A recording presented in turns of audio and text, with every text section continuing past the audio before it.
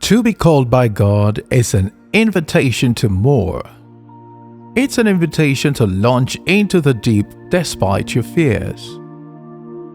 To be called by God is an invitation to come out of hiding, to come naked with all your flaws and burdens, to come running to Him with reckless abandon, knowing that He'll be there to catch you.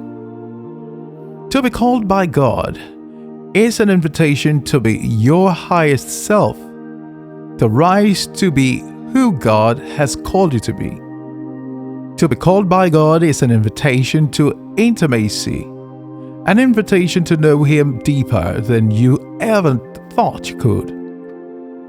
God is calling you. Every day He reaches out to you, hoping that you respond to His call.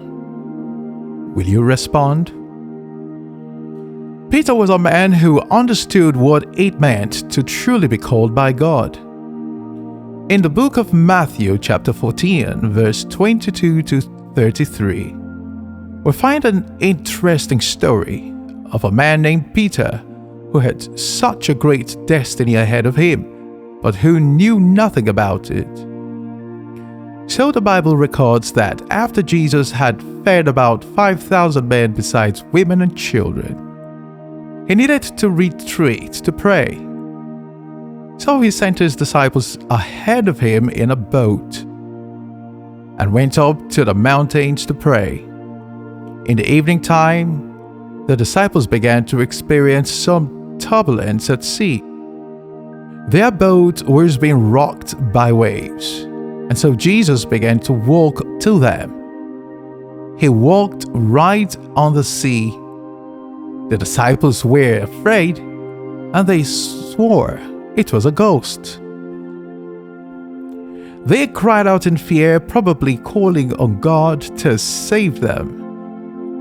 Not knowing that it was indeed Jesus walking on the sea. Jesus immediately spoke to them, saying, "Don't be afraid, it is I. Take courage." And the disciples didn't believe Him. Then Peter, the boldest of them all, said, "Lord, if it is you, command me to come upon the water." So Jesus beckoned him to come. And Peter got off the boat and began to walk toward Jesus on the water. Peter was amazed he was doing it. He was actually walking on water. But then the realization of what Peter was doing hit him, and suddenly he became aware of how severe the winds and waves were. So he began to sink. Then he cried out, and Jesus stretched out His arm and caught him. And Jesus asked him a question. "Why did you doubt?" The first thing that struck me about this story was the boldness of Peter. Peter was in the boat with the other disciples, yet he was the only one who dared to test the veracity of Jesus' claims. And I thought to myself that if you must respond to the call of God, you need courage. So, for many of us, it is not that we aren't aware that God is calling us. It's that we're afraid. Listen, the will of God often appears scary and out of reach. If we could dream it all by ourselves, we wouldn't need God. Would a sane human being ever think of walking on water? It makes no logical sense. But when God calls you, it might not make sense either. What He might be asking you to do might not make sense. What He might be asking you to do will require courage. You will need courage to leave everything behind and follow God. Notice that the other disciples didn't follow Peter. Only Peter got up and went to Jesus. So you might be in a situation where it seems like God is calling you into isolation, where it seems that everyone and everything around you doesn't fit into what God is showing you. You might have to leave the crowd. You might need to cut off some friends. You might need to isolate yourself for some time because this call is for you. It will require you to shed off all excess weight, to shed off everything that keeps dragging you behind, no matter how close they may be to you. The call of God is specific. It's daunting, but it's worth it. So Peter stepped into the unknown, doing something he never thought he could do. Peter began to walk on water. He was probably the second person to do it ever after Jesus. And that's the thing with the call of God. God invites you to intimacy. He invites you to more. He invites you to think like Him, to act like Him. Have you seen a couple begin to act alike after spending so much time together? That's the fruit of intimacy. Peter became a pioneer right after Jesus himself, doing what only Jesus had ever done. And it was also because he dared to respond to the call of God. You know that God has been calling you. You know that He has been beckoning to you, but you are afraid. You're unwilling to drop your will for God's will because you don't think that His will is better. You can't be any farther from the truth. God's will for you is better than anything you can have for yourself.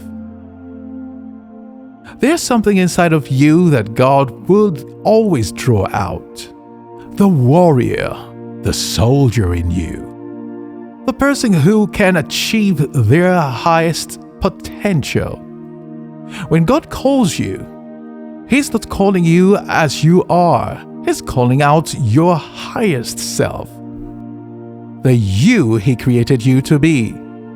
It's okay to be afraid. Many times people talk about fear and faith as though they are both absolutes that cannot coexist together. But the truth is, anyone can be afraid, but choose to act in faith. And I think that's what Peter did.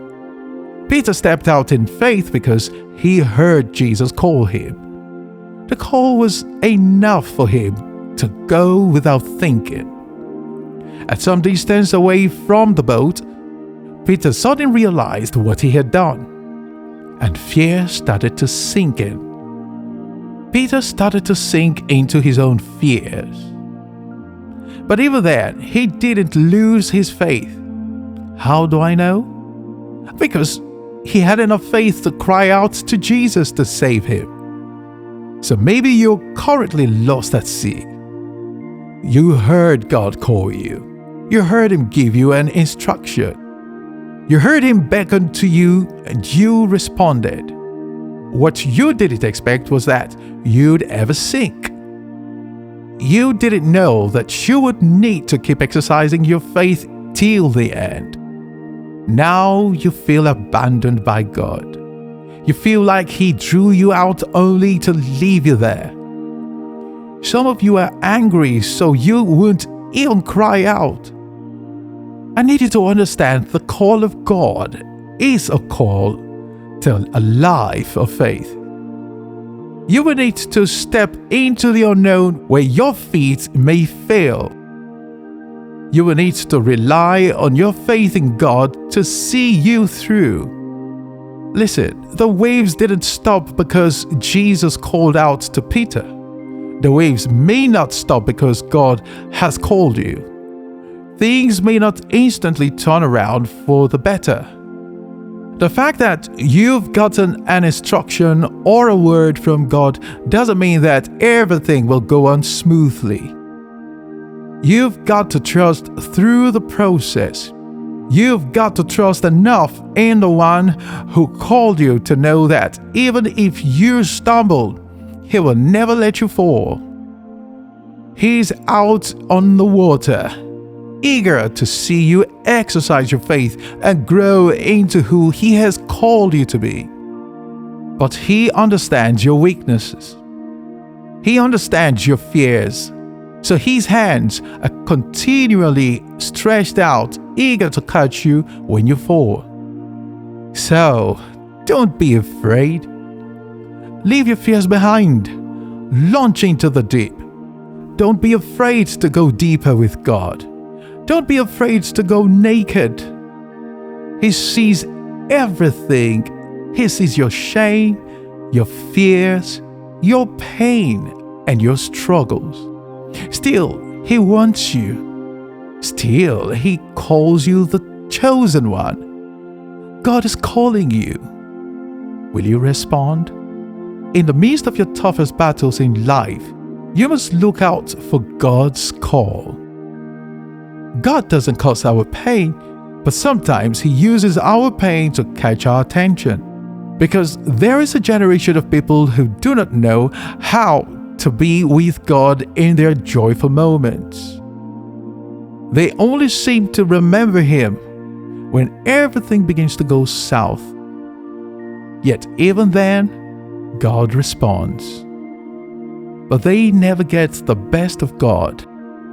The best of God is standing in God's will in every season of your life. He is the God of the hills, but He is also the God of the valley. He is the God who promised to be with you in the valley of the shadow of death, but He is also the God who promises to lead you beside still waters. He is always there. He's always calling out to you. Respond to Him. Give Him your heart. It's safe with Him. Give Him your will. His is better. Give Him your burdens. He will take care of them. God is calling you. Respond today. God bless you.